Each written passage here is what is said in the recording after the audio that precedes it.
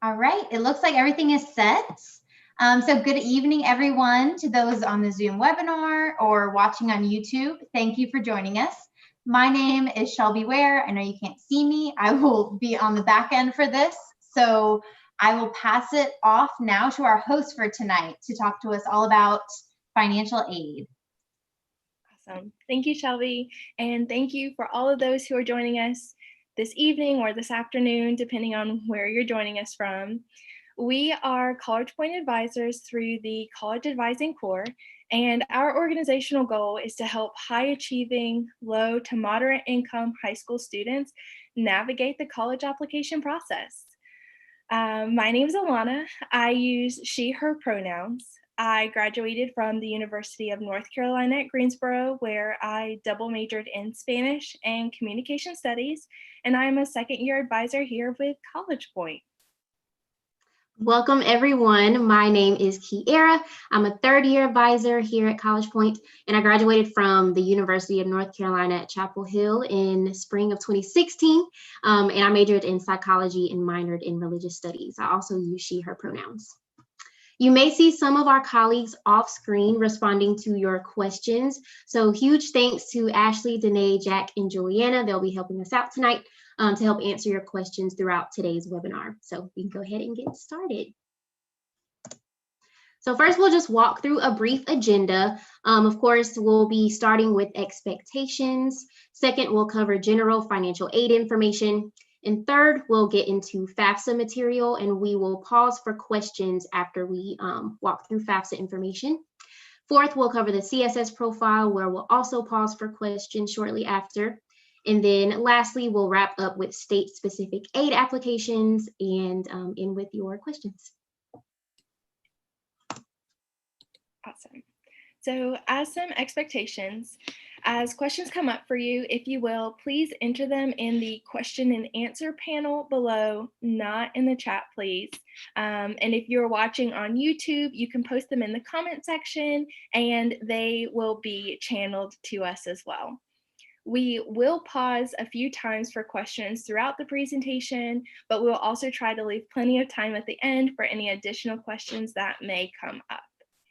Just remember that you will see some of our colleagues answering questions in the chat. They are off screen. It is our hope to answer as many of your questions as we possibly can this evening. And also to make sure that we're efficient with our time here so that we can get to all of your questions. We will not be answering any personal questions tonight, but we can direct you to some resources that may be useful. So we'll post these in the chat. Alana, do you have that on that end?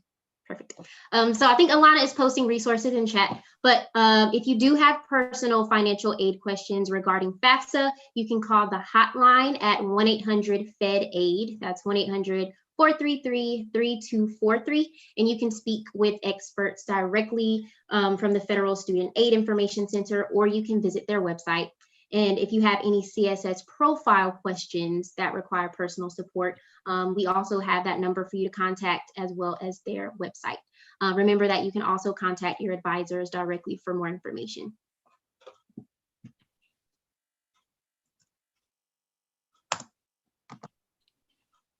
So first, we'll begin with a financial aid overview.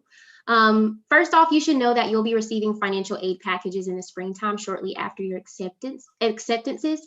And on those aid packages, you'll likely see 3 types of aid. So the first type is what I like to call free money. That takes the form of grants and scholarships, money that you do not have to pay back. The second type of aid is borrowed money, which takes the form of loans, money that you do have to pay back. And then the last type of aid is earned money, so work study through a federally funded program.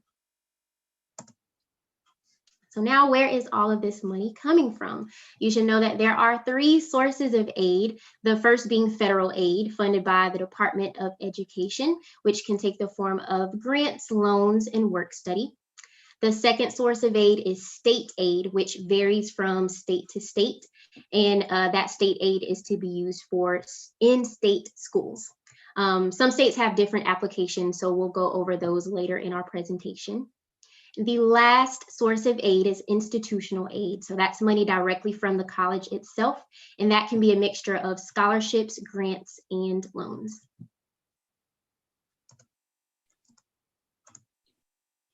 So, thinking about the FAFSA, what is it?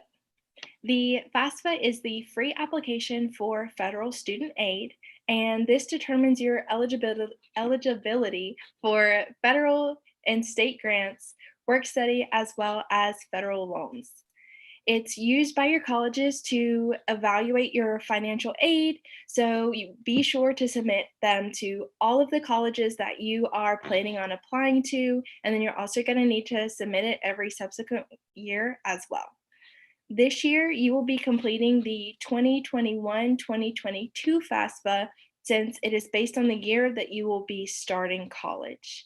You will be using your 2019 tax information, and to complete the FAFSA, you can go to FAFSA.gov or do it through the My Student Aid app on Apple and Android devices.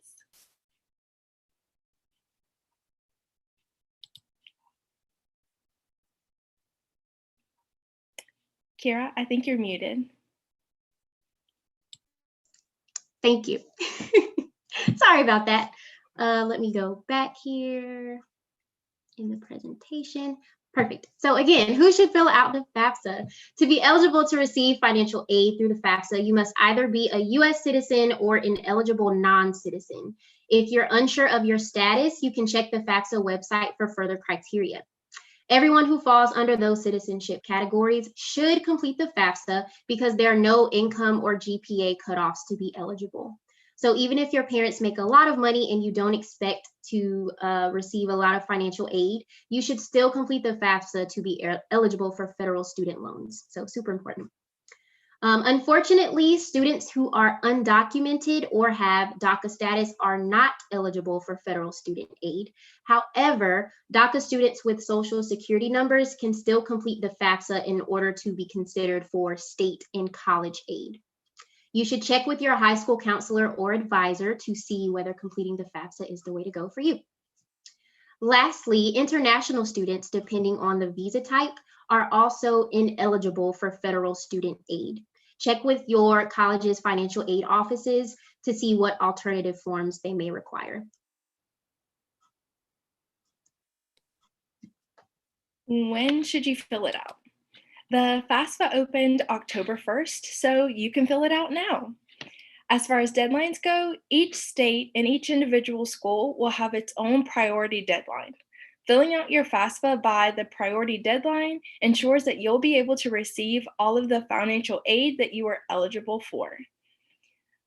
Many financial aid priority deadlines are the same as the application deadlines, and you're going to want to pay close attention to schools where you are applying early action or early decision to. An easy solution to this is just go ahead and fill it out now. It takes about 30 minutes to complete.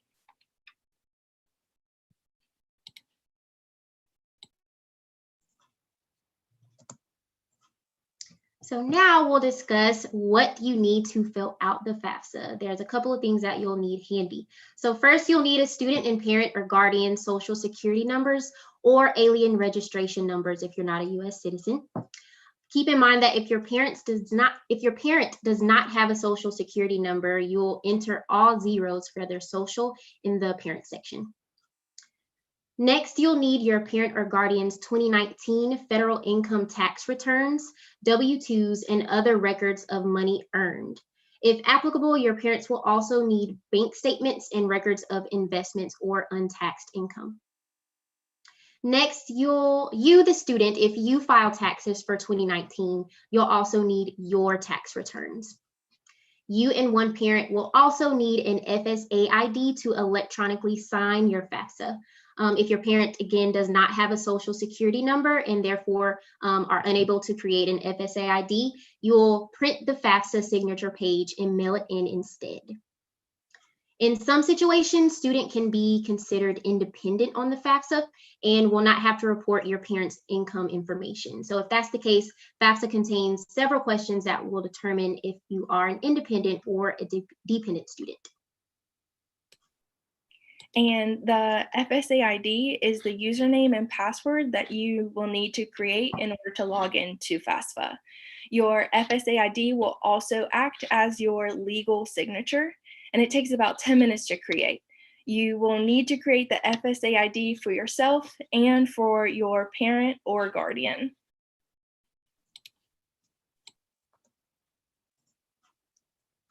So now we'll discuss how your colleges receive your FAFSA.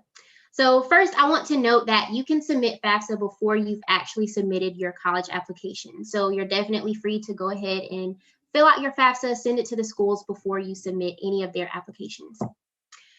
Keep in mind that you can list up to 10 colleges on the FAFSA. So if you're applying to more than 10 colleges, list your first 10, submit, and then wait until you receive email confirmation that your FAFSA has been successfully processed. This usually takes about 3 to 5 days after you submit.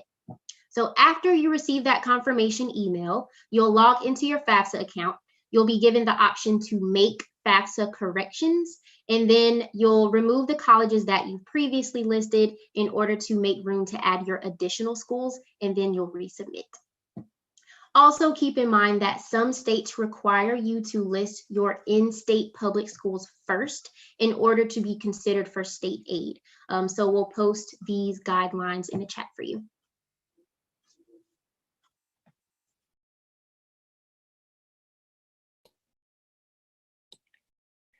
So now thinking about specific sections in the FAFSA, there is a section specifically for male students. The question is about the selective service.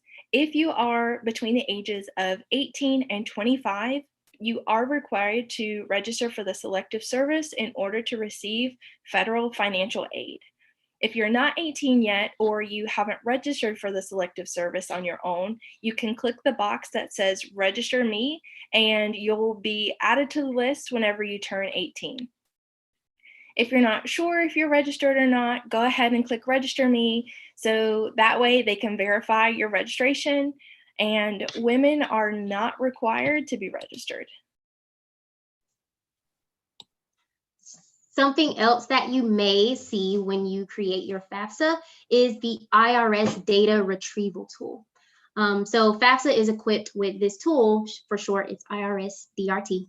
And it allows you and your parent to import tax information directly from the IRS website into your FAFSA.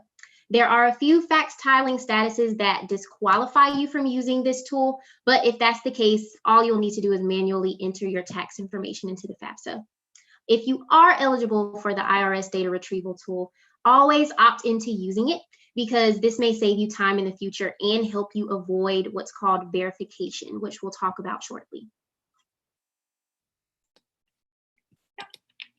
And after you submit your FAFSA, you will be able to see your EFC, which is your expected family contribution, listed on the confirmation page.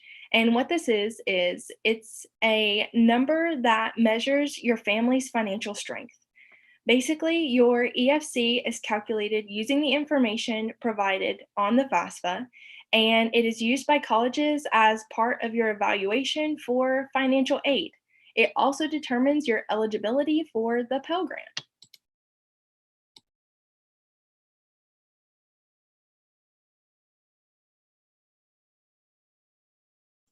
Sorry, working with technology, had to try to figure out how to unmute myself. The Pell Grant is a federally funded financial aid grant and is provided to students with exceptional financial need. This money does not have to be repaid by you, the student. So on your confirmation page, you'll see your federal Pell Grant eligibility and the amount that you qualify for. The maximum Pell Grant for this upcoming academic year is $6,345, and it's possible to receive a full Pell Grant or a partial Pell Grant up to the full amount. The Pell Grant will be included on all of the financial aid offers that you receive from colleges in the springtime. Mm-hmm. And a copy of your confirmation page will also be sent to the email address that you have provided. If you submitted your FAFSA online, then the U.S. Department of Education will process your application in around 3 to 5 days. Once your application has been processed, you will receive a copy of your Student Aid Report, SAR, also called SAR, and this summarizes the information that you've provided on the FAFSA, as well as your EFC and any federal Pell Grant eligibility. Make sure to check your SAR to make sure all of the information is correct. Just to go further into what the SAR is, there's a lot of information that you can get and access from the SAR. So for example, if there's a C beside your EFC number, this means that there's been questionable information on your FAFSA that needs to be resolved with your school's financial aid offices. Something else that's super important, if you see an asterisk or a star beside your EFC, this means you've been selected for what's called verification. Now, verification means that you'll just simply need to confirm that the data reported on your FAFSA is correct. So being selected doesn't mean that you did anything wrong. You may have been selected randomly because about 1/3 of FAFSAs are selected for verification each year. Other reasons for being selected for verification include the FAFSA you submitted was incomplete and/or the data you provided on the FAFSA is inconsistent. So you'll need to contact your schools about what additional verification steps you need to take. If your FAFSA is selected for verification, provide the requested documentation as soon as possible, just because you don't want to delay any progress with your financial aid. And some special circumstances. Another thing that I want to note about the FAFSA is in regards to some special circumstances. Since the FAFSA requires 2019 tax information, there may have been a significant change in your income this year that isn't going to be reflected on those tax forms. For instance, this is going to be any major change in situation. So if a parent has lost a job, if there's a death of a parent, any major medical expenses, you still need to submit your FAFSA with the 2019 tax information, but then contact your colleges about filling out a financial aid appeal. The appeals process is going to vary depending on the school, but it gives you a chance to submit additional paperwork to verify changes in income because of a major event. And again, every college is going to handle it differently. And so it's up to the individual school's discretion to grant an appeal or not. Be sure to contact the financial aid office as soon as possible if you think you may need an appeal, just because it could take a little bit of time. Also, before we transition to the CSS profile, which is another form of financial aid, we want to take some time to answer some of the questions that we have already received.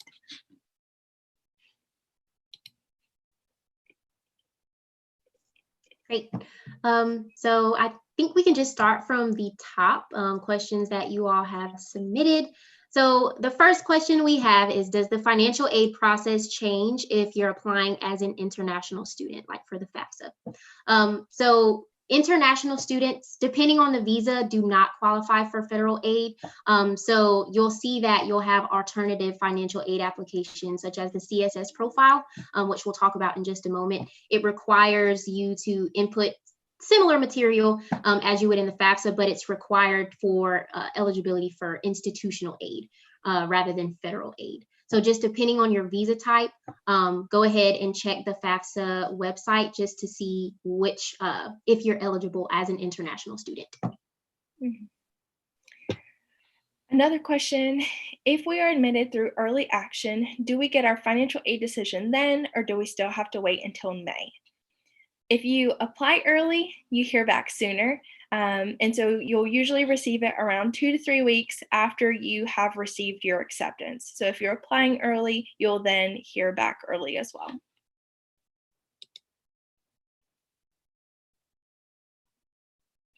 So the next question we have on here, even if you're not 18, do you still need to go through the registration process? I'm assuming you mean selective services. So yes, any male who is under the age of 18 applying for the FAFSA or 18 or above, you do have to select Register Me in order to qualify for federal aid. So if you're not 18, you'll still have to select the button that says Register Me, and they'll register you when you do turn 18 for the selective services. And another question, what other alternatives to the FAFSA for international students? That will be things like the CSS profile, which we will be discussing next.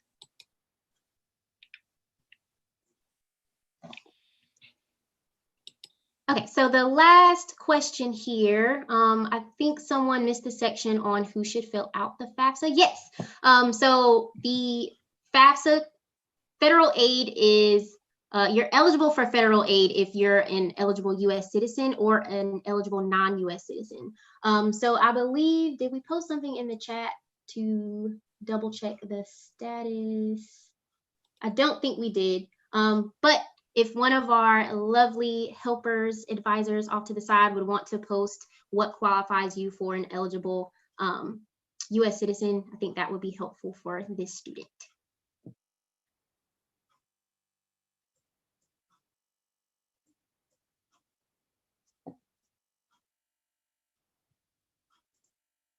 Perfect. So now we will transition to the CSS profile. So the CSS profile, remember FAFSA determines your eligibility for federal and state aid, whereas the CSS profile determines your eligibility for institutional aid. So all of this is covering a different financial aid application that you'll likely also have to complete for your college process. So the CSS profile is an online financial aid form maintained by the College Board, and it's used to help determine a student's eligibility for institutional aid.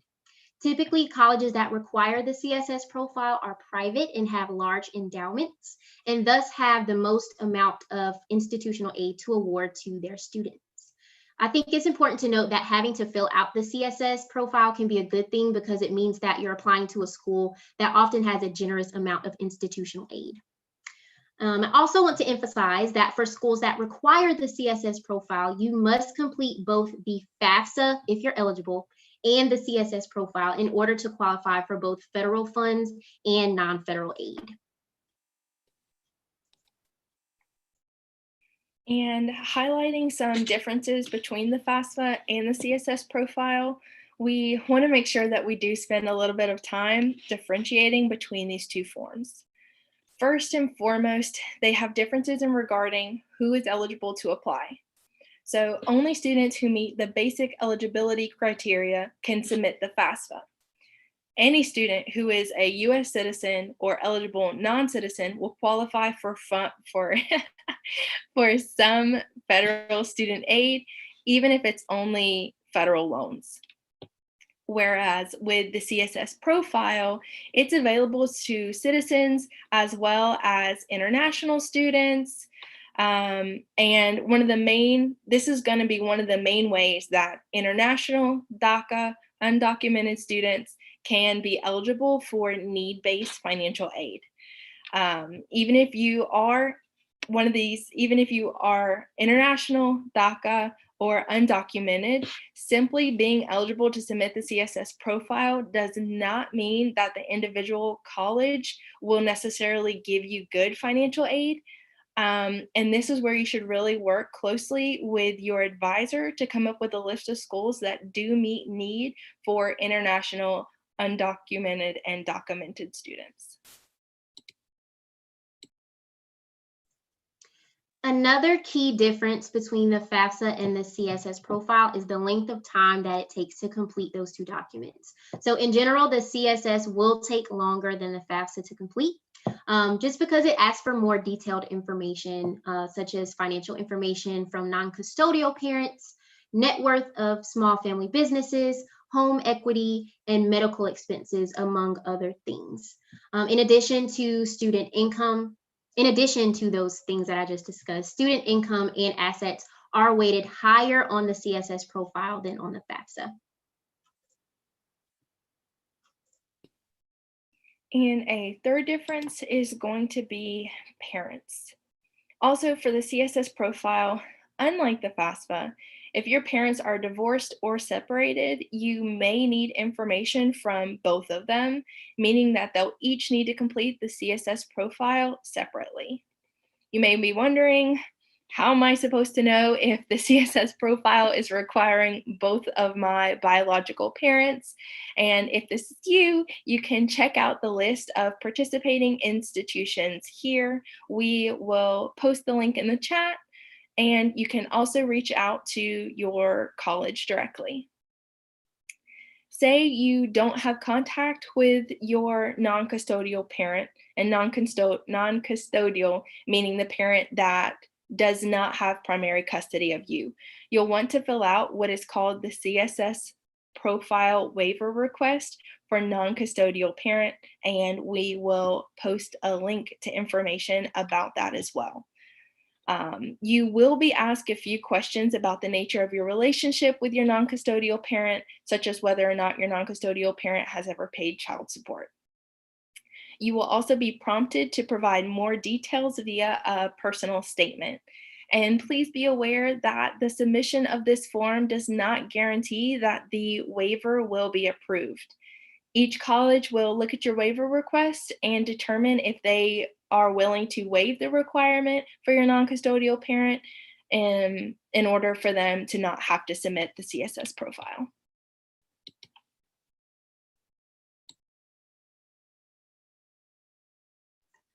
So one other major difference between the FAFSA and the CSS profile is that the FAFSA is free to fill out, whereas the CSS profile does have a fee to submit. We'll talk about this in more detail in just a few minutes. If you didn't know, both forms, the FAFSA and the CSS, did open on October 1st, as stated before.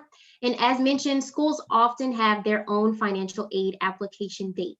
So because the CSS takes so long to fill out, and it does take a longer process than the FAFSA, we highly encourage you to get this done at some point this month, especially if you are applying anywhere early action and early decision. Just keep in mind to keep looking at your school's online websites to just make sure that you're hitting those financial aid priority deadlines with the FAFSA and the CSS. And remember to ask your advisor if you have any questions.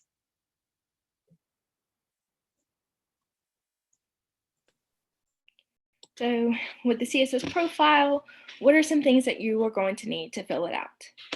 In order to get started on the CSS profile, you will first need to log into College Board, and you may already have a College Board account. If you don't, you will need to create a new one. This will be the same account that you created whenever you were trying to view your PSAT, SAT, AP scores, or to register for the SAT. The CSS profile will be available from your College Board account, and you will need various financial documents available in order to complete the CSS profile. Some of the things that you're going to need will be your parent or guardian's complete tax forms from 2018 and 2019, your parent or guardian's W-2 forms, and any other records of current year income from 2018 and 2019, as well as if applicable, records of untaxed income, assets, bank statements. Also, if you, the student, have filed taxes, you will also need your tax returns and W-2 forms from 2018 and 2019 as well.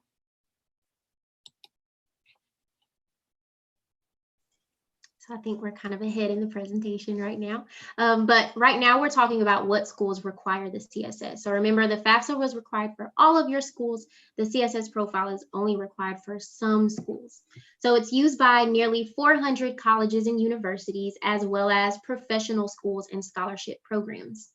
You can find a list of colleges and universities that require the CSS profile here. So we'll post those in the chat. And you can also check the websites of the colleges that you're applying to. Note that some colleges only require the CSS profile from either domestic or international students. Thinking about how much it costs. Like we said earlier, the CSS profile is fee-based. The fee for the initial CSS profile and sending it to one college is $25. For any additional report, it's $16. There are fee waivers available for first-time domestic college applicants, but note that the fee waiver covers all application and reporting fees. you may be eligible to receive unlimited CSS profile fee waivers if you qualified for an SAT fee waiver, if you are an orphan or ward of the state under the age of 24, and if your parental income you reported on your application is approximately $45,000 or less for a family of 4. Some students will find out if you're eligible for the CSS profile fee waivers whenever you fill out the application. The form is a live document, so it will be determined if you're eligible as you are filling it out. It will automatically bypass the payment section. No code or anything like that is needed. And please note that if you are a US citizen living abroad, you are not going to be eligible for the CSS profile fee waivers. A dependent student's custodial parents must live in the US or a US territory in order to be eligible for the CSS profile fee waiver.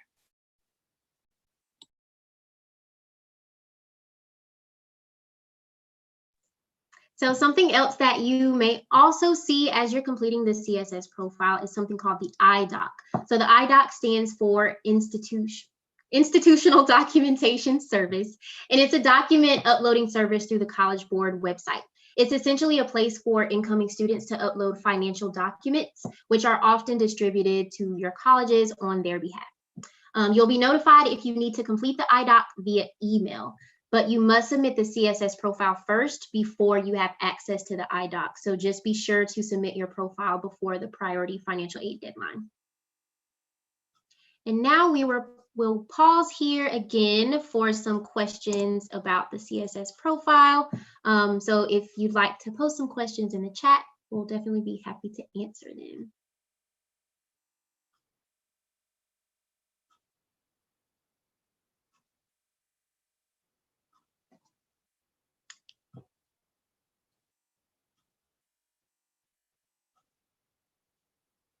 And if there are no questions, Alana, can you think of like a common issue that your students have with CSS? I know for mine, for instance, I have a lot of students who require the non-custodial parental waivers. So those are easily accessible online.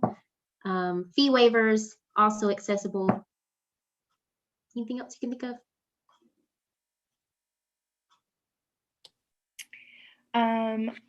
So one thing that I have seen with some of my students is if they have a non-custodial parent that they do have contact with, but refuses to pay anything towards college.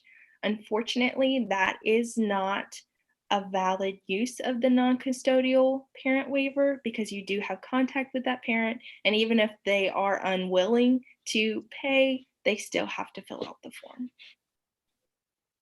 Great point.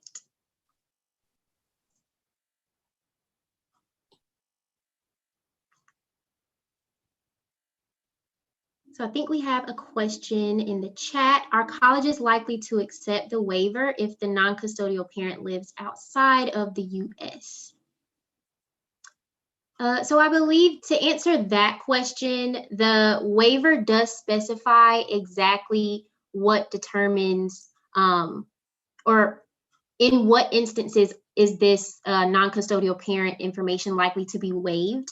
And I believe those requirements are if you do not have contact with a parent, if they don't contribute a significant financial support, and there may be one other thing that I'm missing. Alana, can you think of? No. Thank you, Ashley. So we have posted in the chat, documented abuse situations involving you and your non-custodial parent, legal orders that limit the non-custodial parent's contact with you, no contact or support ever received from the non-custodial parent. So those are the types of situations that may be considered.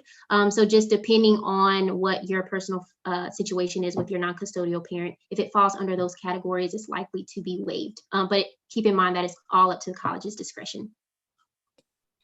And we have another question in the chat. Please remember, if you have questions, put them in the question and answer box. It just makes it easier for us to access them. But we do have another question that is asking, is there a way to connect the FAFSA to the CSS without having to fill out an entirely new form? And to my knowledge, I don't believe so. Kiara, do you know of anything that I don't know? Yes, no, that is exactly correct. So the FAFSA and the CSS Profile are two completely different financial aid applications, and there's no way that you can connect the two. So CSS Profile, you'll access it through your College Board account only, and the FAFSA you'll complete through the FAFSA website only, through the Department of Education.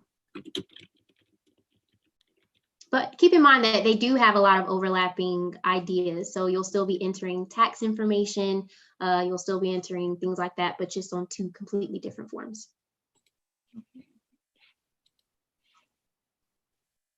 Any other questions?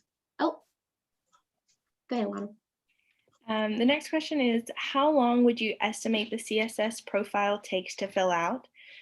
The CSS profile is a little more in depth than the FAFSA is, so it will take a little bit longer, but it should take around 45 minutes to an hour to complete.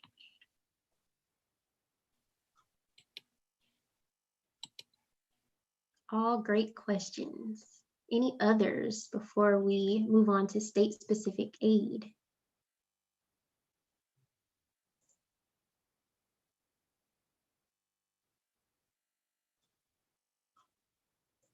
Oh, I think we have something posted in the chat from one of our advisors. So we have a link posted here to check to see if the school requires a non-custodial parent form. So for example, the University of Chicago requires the CSS profile, but it does not require the non-custodial parent to complete it. So definitely check your individual college's sites. You can either check out their websites or call their financial aid offices just to see how they handle the non-custodial parent information.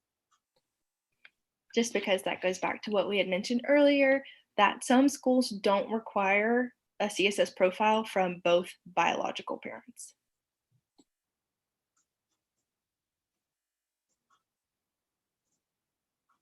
Great. Well, I think we can transition into state-specific aid applications. So first, we definitely wanted to highlight New York, just because New York has something called a TAP grant, which is a grant of approximately up to $5,000 for New York students attending school in New York State. And to access the grant, you'll need to complete a TAP application, which you can either link to your FAFSA, or no worries if you didn't link it to your FAFSA, you can also complete a separate application to be eligible for this TAP grant. It's kind of similar to the FAFSA and the Pell Grant in that the TAP grant is dependent upon your income. The next one that we want to highlight is for Pennsylvania, the PHEAA, the Pennsylvania Higher Education Assistance Agency, and this determines eligibility for Pennsylvania state aid. The third state that we wanted to highlight is Texas. Texas has an application called the TAFSA, not to be confused with the FAFSA. So TAFSA stands for Texas Application for State Financial Aid. And just keep in mind that you'll only complete one or the other. The TAFSA is really for state aid for DACA and undocumented students. So you either will complete the TAFSA, or if you're eligible U.S. citizen, you will complete the FAFSA, but never both. And similar to the TAFSA, California has the California Dream Act, and this is a financial aid option for students who are not eligible to fill out the FAFSA. So if you are undocumented, have a valid or expired DACA, U visa holders, temporary protected status, anyone in this category is able to fill out the California Dream Act. So keep in mind that these are 4 major state-specific opportunities. However, your state may have other opportunities. So be sure to check with your guidance counselor just to make sure you're exploring all of your options. I know, for instance, Georgia has the Hope and the Zell grant, and Florida has the Big Futures program, so just be sure to check with your guidance counselor. Generally, state aid is distributed first come, first serve, so be sure to submit your FAFSA as soon as possible. Yeah, and we are so thankful for everyone who joined us tonight. We wanted to leave some space if anyone had some last minute questions. For those of you who don't have questions and don't want to hang around, we hope this live webinar was helpful and informative to you. And those who have questions, please stick around and ask.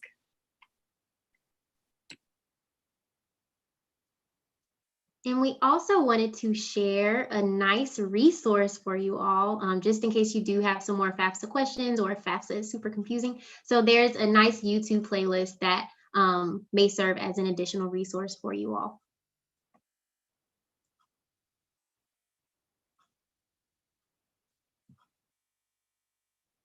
That we'll post in the chat shortly. Thanks, Shelby.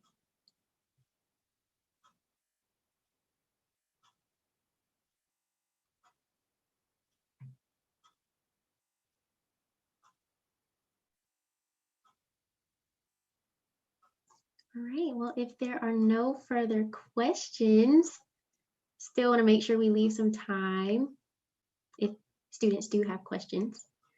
But just to retweet Alana's sentiments, thank you all for joining us tonight, and we definitely hope that this session was helpful. Oh, I think we have one question.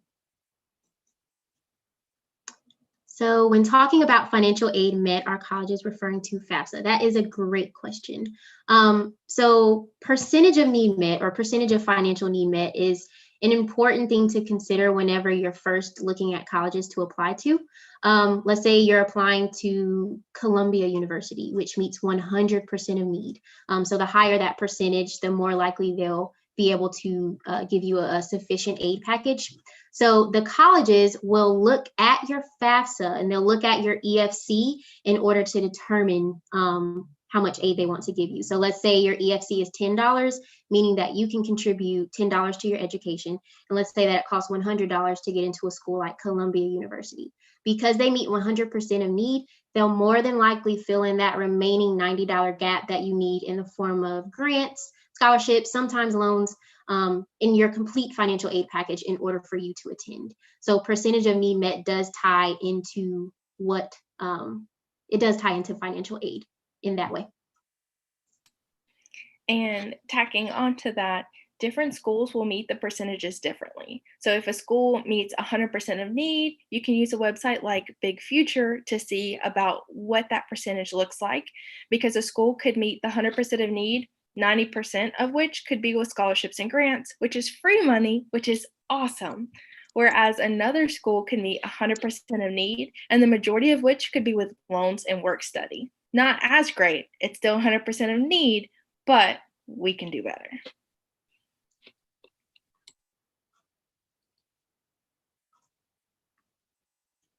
Love it.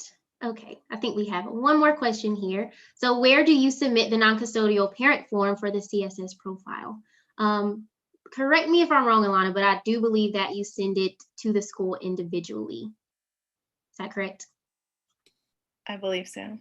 Yes, and there will be instructions on the form as to where to send it in. Other advisors, correct me if I'm wrong. If you're wrong, I'm on the same page you are.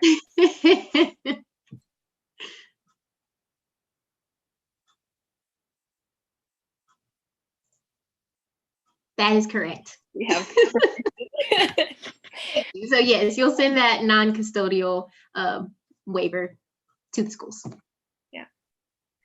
Okay, well, thank you so much for joining us and for all of your questions. Just because like a lot of other students had the exact same questions that you asked. So we're very, very thankful that you spoke up and asked your questions. And just thank you for joining us.